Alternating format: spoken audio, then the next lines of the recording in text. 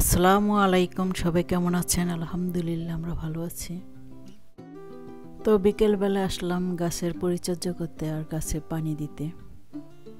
তো শশা গাছের নিচের যে ডালগুলো ছিল, পাতাগুলো, তো ওগুলি সব ছেটে দিলাম।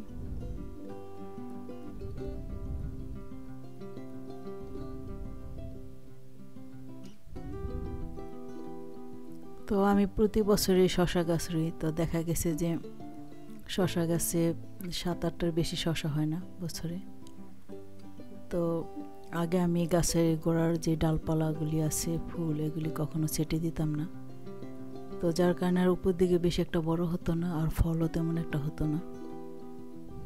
তো ইউটিউবে দেখলাম যে গাছের গোড়ার যে ডালপালাগুলি আছে বা পাতাগুলো আছে, ওগুলি ছেটে দিলে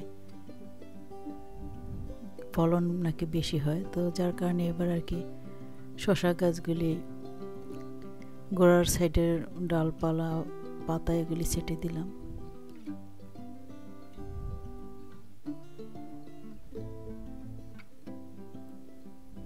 তো মরিচ গাছেরও গোড়ার দিকে যে পাতাগুলো আছে বা ছোট ছোট ডালগুলো আছে, ওগুলো কেটে দিচ্ছি।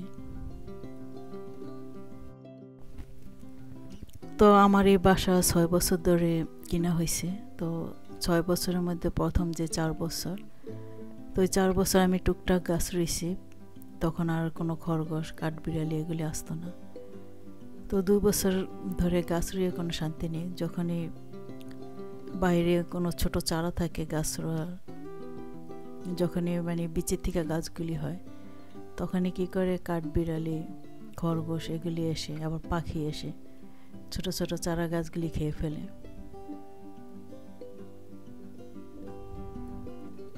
তো এখন আবার কয়েকদিন ধরে দেখি যে আসতেছে না, গাছগুলি একটু বড় হওয়ার পরে।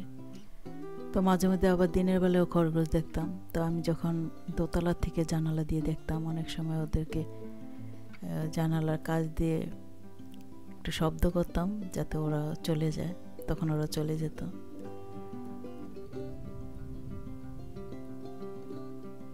তো এটা হলো বরবটি গাছ। বরবটি গাছেরও নিচের সাইডগুলো কেটে দিচ্ছি, ডালপালাগুলি।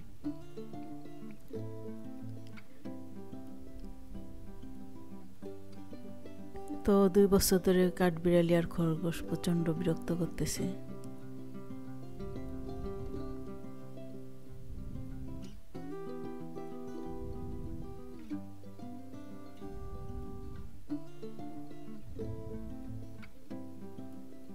তো এক আপু আমাকে প্রশ্ন করলো যে আমি গাছে কি ব্যবহার করি বা কি দেই মাটিতে। তো টবের যে মাটিগুলো আছে বা গাড়ির যে চাকার মধ্যে আমি লাউ গাছ, তারপর শশা গাছ রয়েছি। তো ওগুলির মাটিগুলি সব এগুলি কিনা মাটি। তো এগুলি সব সারের মাটি। তো আমাদের এখানে এই মাটিগুলো কিনতে পাওয়া যায়। আর সরাসরি আমি মাটিতে গাছ রুই না, কারণ আমাদের এখানকার মাটি বাংলাদেশের মাটির মতো না, এখানে কোনো গাছ রুইলে গাছ হয় না। আর গাছ রুইতে হলে দেখা যাবে যে ঘাস আগে পরিষ্কার করে, তারপরে সারের মাটি ফেলে তারপর গাছ রুইতে হবে, তখন গাছ হবে। তো 2টা ছোট বাচ্চা নিয়ে এত কাজ করার মতো আমার সময় নেই, যার কারণে আমি অল্প কিছু গাছ রুই টবে করে। আর শুধু এবছরই গাড়ির যে চাকা আছে, ওই চাকার ভিতরে সারের মাটি ফেলে তারপরে লাউ গাছ, শশা গাছ এগুলি রইলাম।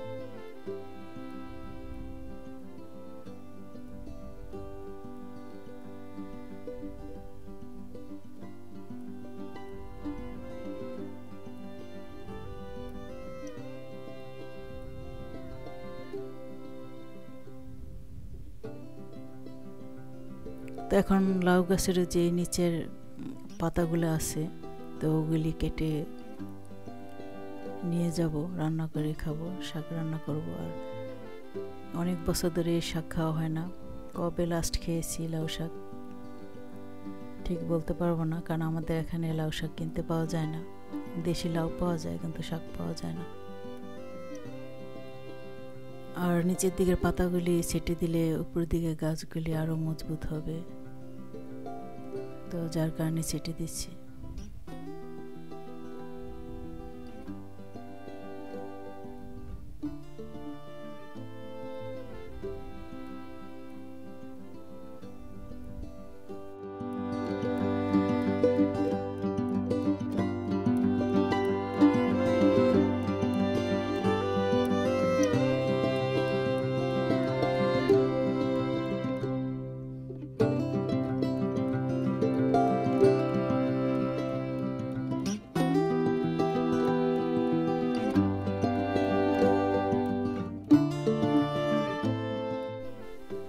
তো গাড়ির চাকার মধ্যে সারের মাটি ফেলে যে গাছ রুলাম, এই আইডিয়াটা পেয়েছি ইউটিউবের ব্লগ দেখে। তো অনেক আপুরা আছে যারা বাইরে থাকে, তাদের ভিডিওতে দেখছি যে তারা এভাবে গাছ রুইছে।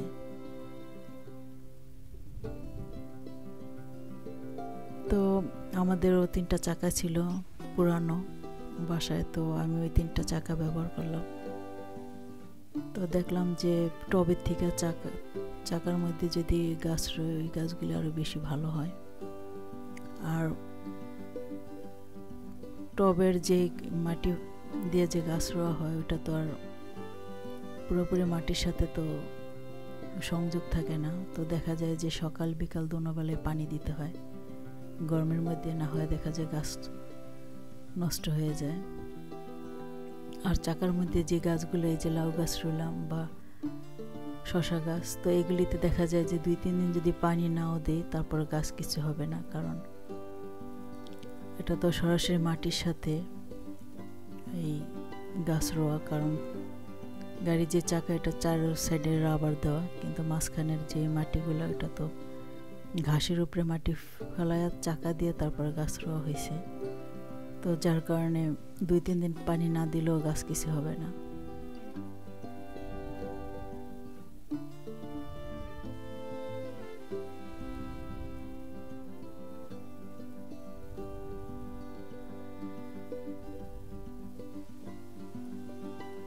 তো আগে তো এই আইডিয়া ছিল না। এর আগে কতগুলো চাকা ছিল আমরা ফেলে দিয়েছি।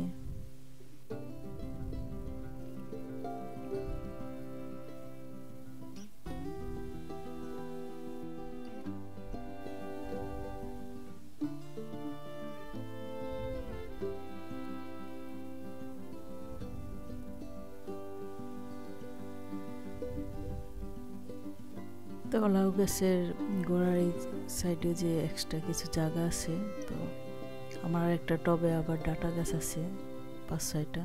তো এই ডাটা গাছগুলি আবার লাগিয়ে দেব। তো এগুলি আজকে করব না, কালকে আবার যখন সকালবেলা পানি দিতে আসবো তখন এই গাছগুলি রোবো।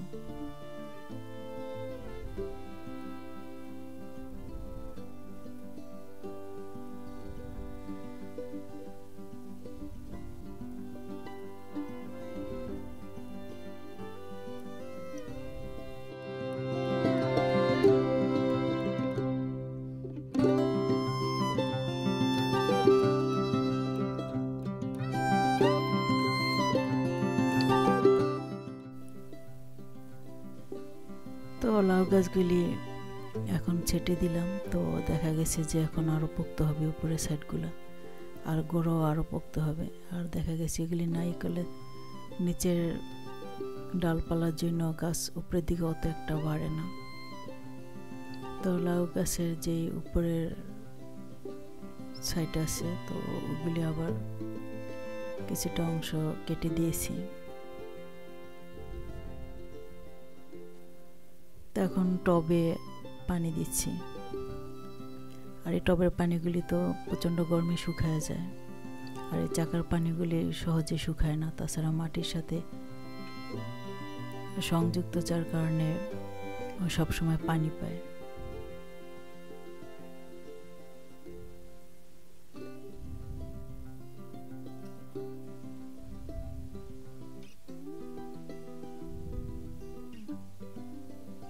তো এগুলি হলো ডাঁটা শাক। তো এই ডাঁটাগুলো কয়েকটা রেখে দিয়েছি। তো এগুলি লাউ গাছের পাশেই রোবো।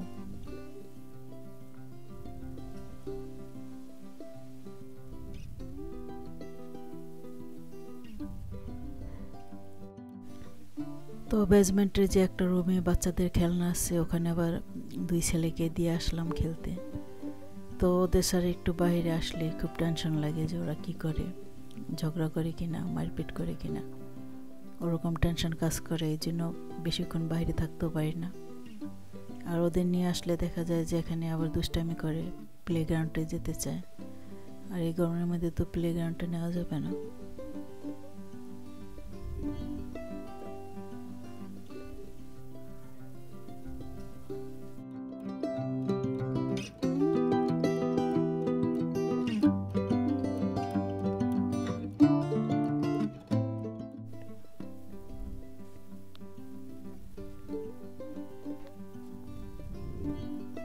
তো টবে তো অল্প মাটিতেই হয়ে যায়, আর এই গাড়ির চাকার মধ্যে মাটি দিলে অনেক মাটি লাগে।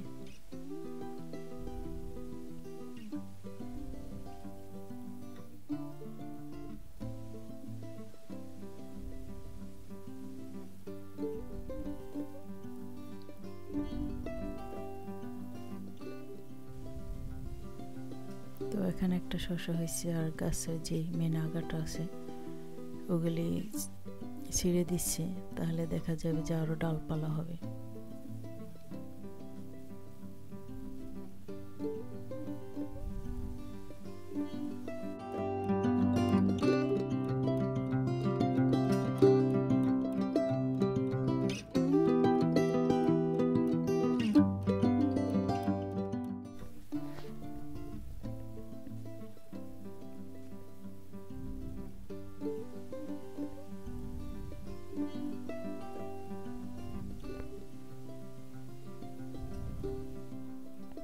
তো এখন আবার পাইপ দিয়ে পানি দেব।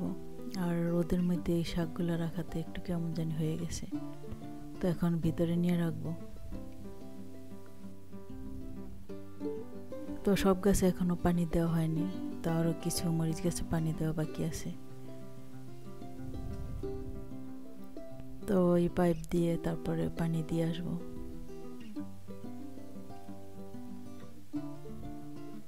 তো সব গাছে পানি দেওয়া হয়ে গেছে।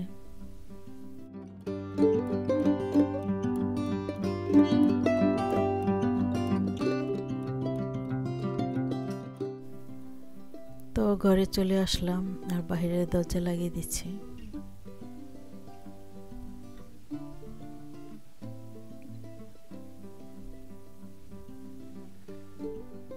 তো পর্দাটাও এখন লাগিয়ে দেব।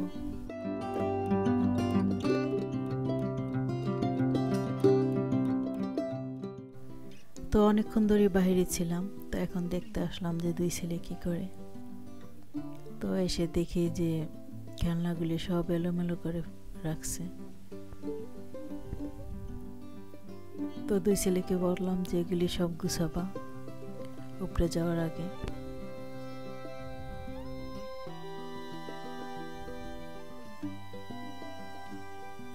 তো কিছুক্ষণের মধ্যে চলে যাব, তারপর ওদেরকে নাস্তা দেব। তো সবাই ভালো থাকবেন, সুস্থ থাকবেন। নেক্সট ভিডিওতে দেখা হবে। আল্লাহ হাফেজ।